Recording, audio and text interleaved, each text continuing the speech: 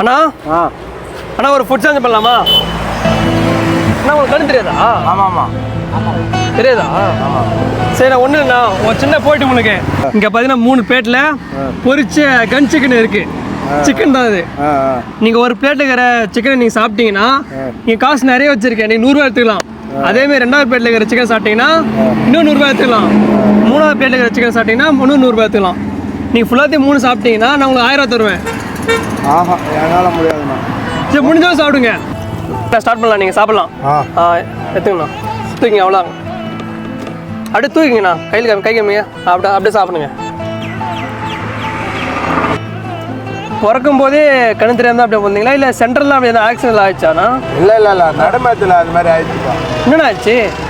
அம்மா போட்டுச்சு, அது எல்லாம் தாண்டி எடுத்து போனாங்களாங்காட்டியும் அது அந்த மாதிரி ஆகி போச்சு. பாண்டிச்சேரி எடுத்து போனாங்க, கண்ணில் பஞ்சு வச்சு 1 வாரம் வச்சு கட்டாங்க. அப்போ நீங்கள் சின்ன வயசுலலாம் பார்த்துருப்பீங்களே? 1.5 வயசு இருக்கும்பா.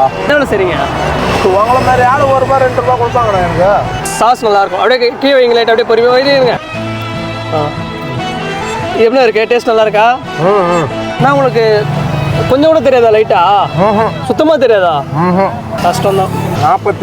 45 வருஷமா அப்படியே இருக்குங்க. ஆமாம். தண்ணி தானா? அப்போலாமாண்ணா ஒன்று நான் ஒன்று சாப்பிடுங்கண்ணா. போதுமா ஒன்று? போதுண்ணா. ஒரு கணிச்சுங்கண்ணே, அதான் 100 எடுத்துங்க. ஆனால் தான் நான் பேக் பண்ணிட்டேன். நான் கை எப்படி எப்படி காமிங்க? ஹார்ட் மாரி